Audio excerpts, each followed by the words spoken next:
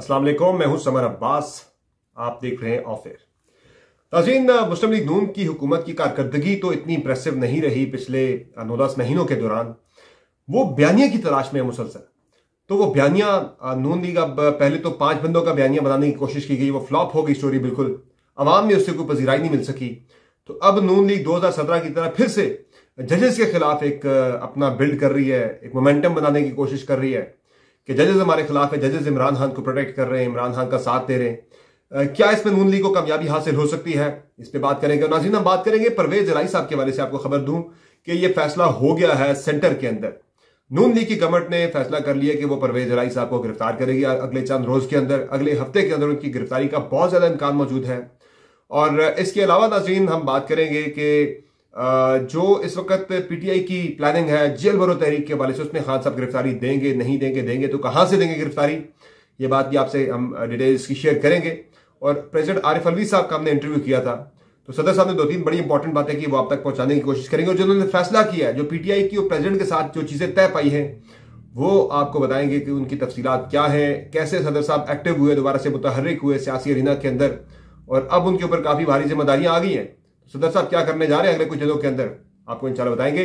तो पहले जरा बात करते हैं कि नून लीग बयानिया की तलाश में थी कि वो किसी भी तरह से, उनकी कोशिश थी कि जनरल बाजवा और इसके अलावा जो चीफ जस्टिस थे साकिब निसार साहब हो गए और आसिफ सईद खोसा साहब हो गए, इन लोगों के ऊपर डाल के ना वो अपनी एक पूरी मोमेंटम एक बनाना चाह रहे थे, पूरी तहरीक बिल्ड करना चाहते थे। इमरान खान हो गए, जनरल फैज हमीद हो गए, इन 5 बंदों के ऊपर वो तहरीक बनाना चाह रहे थे, वो बनी नहीं है। मियां नवाज शरीफ ने कल भी बात की, लेकिन अवाम के अंदर इस चीज को इतनी पधराई नहीं मिल रही।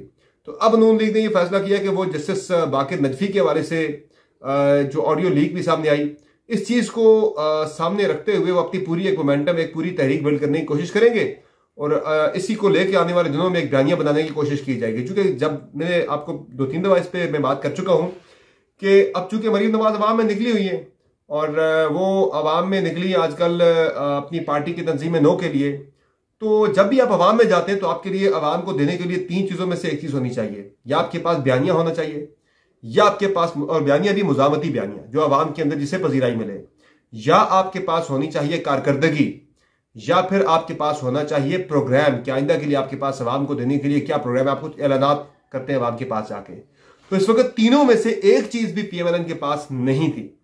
तो बयानिया जिस तरह इमरान खान ने बनाया सक्सेसफुली इक्तदार से निकाले जाने के बाद, साजिश का और उसके बाद फिर इदारों के हवाले से उसको अवाम में बड़ी पजीराई मिली।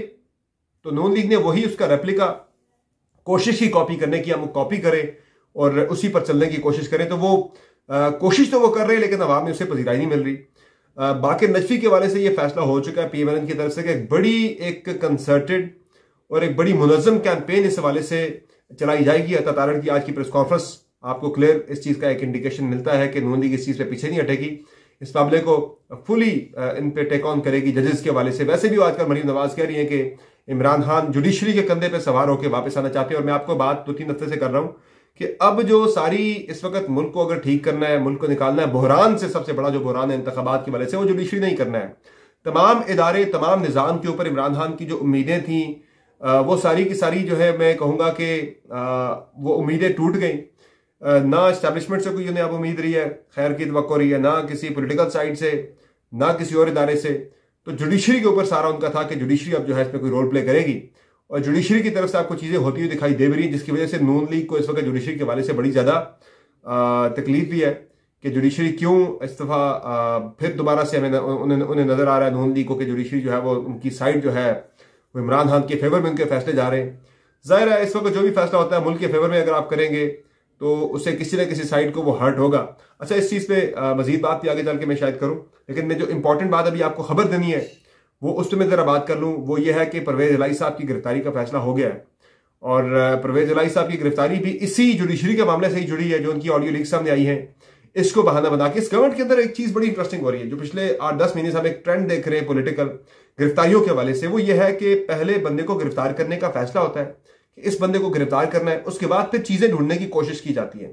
इस तरह से बड़ा ही अजीब और गरीब ये काम था। मुझे तो बड़ा ये बहुत ही नामुनासिब भी लगा कि पाकिस्तान के अंदर आप क्या कर रहे हैं। अभी भी हम वो पुराने दौर के अंदर जी रहे हैं कि फवाद चौधरी पे केस बनाया जी, शराब पी हुई थी, शेख रशीद पे केस बनाया जी, शराब पी हुई थी, शराब के नशे में था, परवेज इलाही के पास शराब की बोतलें लेकर आई। यार क्या बातें आप कर रहे हैं, किस दौर में आप जी रहे हैं? इन चीज़ों से आवाम को इतना फर्क नहीं पड़ता। करना है कोई करप्शन के बड़े केसेस निकालें, कोई बड़े स्कैंडल्स लेके आए, ताकि आवाम को समझ आए भाई हमारा पैसा इन लोगों ने लूट लिया, ये खा गए। तो आवाम में इन चीज़ों को जो है ज़्यादा पजीराई मिलती है। ये फलां ने शराब पी हुई थी या नहीं पी हुई थी, उस पर आवाम को इतना फर्क नहीं पड़ता। अच्छा, परवेज इलाही का फैसला मैंने बताया आपको सेंटर में हो चुका है और अगले हफ्ते के अंदर बहुत ज़्यादा कोशिश की जाएगी परवेज इलाही को गिरफ्तार करने की। बाकी गुलाम महमूद डोगर जिनकी ऑडियो लीक सामने आई है यास्मीन राशिद साहिबा के साथ, उसमें वो यास्मीन राशिद साहिबा उनसे पूछ रही है कि खुशखबरी सुनाए, तो वो कह रहे हैं कि सुप्रीम कोर्ट से आ जाएगा, मेरा ऑर्डर हो जाएगा, वहाँ हमारे अपने लोग बैठे हैं। तो उसमें भी जो कि बेंच में मौजूद थे जस्टिस बाकिर नजफी साहब, तो सारी ऑडियो लीक को उस चीज़ के साथ जोड़ के देखें। एक चीज़ इसमें मैं ज़रूर कहूँगा कि जस्टिस बाकिर नजफी का जो किरदार है उसके ऊपर सवाल तो ज़रूर उठ गया है। अब मैं ये कहता हूं कि जो जुडिशरी की प्रैक्टिस है उसमें जब भी कोई केस हो जिसमें आपके ऊपर कुछ सवालात और उंगलियां उठ जाएं, शुबू को शुबात हो जाए, किसी एक पार्टी को आपके ऊपर शक हो जाए या आपके हवाले से कुछ चीज़ें उनके पास आ जाएं। अब ऑडियो लीक जब आ गई है तो आप मेहरबानी करके आपको बेंचेस से अलग हो जाना चाहिए खुद ही। आप बेंच के अंदर बैठे भी हैं, ये अलग बात है कि कुछ चीज़ें जब उनकी आई थी, परवेज इलाही की जब ऑडियो लीक आई थी तो उसके बाद बेंच के अंदर वो मौजूद है गुलाम महमूद डोगर। आप सबको पता है गुलाम महमूद डोगर परवेज इलाही साहब के बड़े जो है ना मन चाहे उनके CCPO लाहौर थे। तो उनके केस में फैसला तो दे दिया उन्होंने, लेकिन वो खामोश रहे, उन्होंने अपनी कोई ऑब्जर्वेशन, कोई रिमार्क्स वगैरह कुछ भी नहीं दिया, उन्होंने क्वेश्चन वगैरह कुछ नहीं पूछे, लेकिन उन्होंने बेंच से अलग हो जाते तो वो ज्यादा बावकार उनका फैसला होता। लेकिन नून लीग को कुछ ना कुछ चीज हाथ में आ गई है, बटेरा हाथ में आ गया, इसको लेकर अब वो पीटेंगे ठीक ठाक अंदाज में। क्योंकि मॉडल टाउन के मामले में भी इन्हीं का फैसला उस वक्त था और इन्हीं को ज्यादा अब उस चीज से जोड़ने की कोशिश भी की जाएगी। मॉडल टाउन के अंदर भी जो नून लीग के हवाले से फैसला आया था, सख्त फैसला था, उससे भी नून लीग बोलेगी देखिए ये बंदा तो था ही हमारे खिलाफ, इसलिए ये माजी में भी हमारे खिलाफ फैसले देता रहा है। अब नाज़रीन, जो परवेज इलाही की गिरफ्तारी अगर होती है तो उसके लिए जाहिर है इन्हें पहले यह करना पड़ेगा कि गुलाम महमूद डोगर को रोकना पड़ेगा। अब यह फैसला भी हो चुका हुआ है कि गुलाम महमूद डोगर सुप्रीम कोर्ट के फैसले की सूरत में CCPO लाहौर तो बहाल हो जाएंगे, लेकिन उन्हें चार्ज नहीं लेने देना अपने ओहदे का। यह चीज़ भी तय पा चुकी है कि वफाकी हुकूमत किसी भी तरह से प्रेशराइज करके सूबाई हुकूमत को या फिर यहाँ से उनके खिलाफ कोई इंक्वायरी वगैरह भी खुल रही है।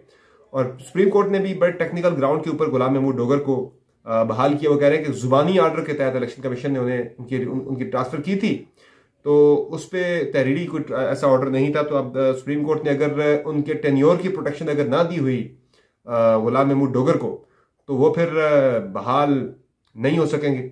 और उनकी बहाली बड़ी इस वक्त इम्पॉर्टेंट है, बड़ी, यानी कि एक CCPO ही है, कोई इतना बड़ा मामला नहीं है, लेकिन इमरान खान की गिरफ्तारी का मामला भी CCPO लाहौर के साथ जुड़ा है और परवेज इलाही की गिरफ्तारी का मामला भी CCPO लाहौर के साथ जुड़ा है। तो चीफ इलेक्शन कमिश्नर को, बाकी इंतखाबात की जहाँ तक बात है तो चीफ इलेक्शन कमिश्नर को बुला लिया है। सोमवार को ऐवान सदर में मीटिंग हो रही है और सदर साहब ने फैसला किया है कि वो सियासी मामलात के अंदर फुली तौर पर मुतहर्रिक होंगे। और चूंकि अब ये फैसला कौन दिन आगे फैसला कौन महीने और चंद हफ्ते आ गए, इनके अंदर बड़े इंपॉर्टेंट फैसले होने, बड़े इंपॉर्टेंट डिसीजन होने। उन्होंने बजट के ऊपर मामला स्टार्ट किए कि बजट पे कहा कि आप ऑर्डिनेंस जारी ना करें बल्कि आप पार्लियामेंट के अंदर इस मामले को लेकर जाएं। तो अब इसके अलावा दीगर मामला के अंदर भी एक्टिव हो रहे हैं। 2 रोज पहले मैं मौजूद था कराची में, गवर्नर हाउस में, वहाँ मैंने प्रेसिडेंट साहब का इंटरव्यू किया, जिसमें 2-3 बातें बड़ी इंपॉर्टेंट की प्रेसिडेंट साहब ने। एक तो उन्होंने डिनाई किया कि जो जावेद चौधरी साहब कॉलम में फार्मूले के बारे में कहा जैसे कोई फार्मूला तय नहीं पाया। और जो मुलाकात थी खान साहब की जनरल बाजवा के साथ, उसमें वो कह रहे हैं तलखी कोई नहीं हुई बल्कि बड़ी खुशगवार माहौल में मुलाकात हुई थी। सदर साहब ने जो एक्टिव होने का फैसला किया है, हमारे इंटरव्यू के कुछ देर बाद असद उमर साहब उनके पास पहुंच गए थे जब खान साहब ने फैसला किया था कि वो सदर साहब को खत लिख रहे हैं जनरल बाजवा के मिसकंडक्ट के हवाले से तहकीकात के लिए, ओथ की खिलाफ वर्जी की तहकीकात के लिए। तो उसके कुछ देर बाद ही असद उमर साहब सदर साहब से मुलाकात के लिए पहुंच गए थे गवर्नर हाउस में। उनकी बड़ी डिटेल्ड मुलाकात हुई, उसमें एक्शन प्लान तय पाया कि सदर साहब ने क्या करना है। उसके बाद ही सदर साहब ने फिर चीफ इलेक्शन कमिश्नर को खत लिख के इंतखाबात की तारीख के हवाले से बात की। जो इलेक्शन एक्ट 2017 उसकी सेक्शन नंबर 57 में लिखा है कि सदर साहब जो है वो पार्लियामेंट असेंबली इलेक्शन के हवाले से जो है वो तारीख यानी कि डिस्कस करके इलेक्शन कमीशन के साथ तारीख देते हैं। तो वैसे ये आम इंतखाबात के हवाले से और ये नेशनल असेंबली के इंतखाबात के हवाले से, लेकिन वो PTI कह रही इंटरप्रेट कर रही है कि पंजाब और KP के ऊपर भी इसको एप्लीकेबल ये बनता है, वहां भी इसका इतलाक होता है। चूंकि असेंबली के ऊपर नेशनल असेंबली या प्रोविंशियल असेंबली नहीं लिखा हुआ, तो उसकी अपनी वो इंटरप्रिटेशन कर रहे हैं इंतखाबात की। तो सदर साहब ने बुलाया चीफ इलेक्शन कमिश्नर को, तो चीफ इलेक्शन कमिश्नर ऑब्वियसली वो सदर साहब को बोलेंगे भाई इसमें आपका तो काम नहीं बनता, हम आपसे मुशावरत जरूर कर लेते हैं, लेकिन वो आईनी तौर पर ही इलेक्शन कमीशन खेलने की कोशिश करेगा कि इसको हमने नहीं करना। अगला अपना इंपॉर्टेंट है, एक तो इमरान खान की जमानत के हवाले से भी चीज़ें हो जाएंगी, बेल हो जाएगी मंडे को।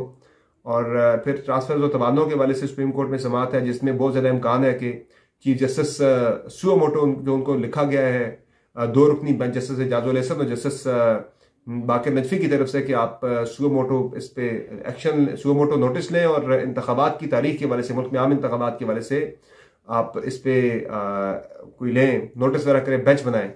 तो देखते हैं bench supreme court of Pakistan बनाती है नहीं बनाती। चूंकि पीटीआई नून लीग ने इसलिए प्रेशर बिल्ड करना शुरू किया सुप्रीम कोर्ट के ऊपर कि कहीं चीफ जस्टिस जो हैं बना ही ना दें बेंचेस पे सुओमोटो नोटिस लेकर। अगर बेंच बन गया तो फिर तो इंतखाबात को होने से कोई भी नहीं रोक सकेगा। बाकी अगर आप बात करें, वो जो खुफिया इदारे हैं वो मुतहर्रिक कहीं ना कहीं दिखाई दे रहे हैं। ये जो ऑडियो लीक्स का सिलसिला शुरू हुआ है एक के बाद एक, ये इस बात का क्लियर इंडिकेशन है कि न्यूट्रलिटी जो है वो सिर्फ अभी तक बातों में दिखाई दे रही है। अमलन वो न्यूट्रलिटी जो है इन क्वेश्चन है कि ऑडियो लीक्स जो है वो कोई और तो नहीं करता, वो तो आ रही हैं। इसका मतलब है कि झुकाव जो है वो एक तरफ अभी भी नजर आ रहा है। इजाजत दीजिए, खुदा हाफिज।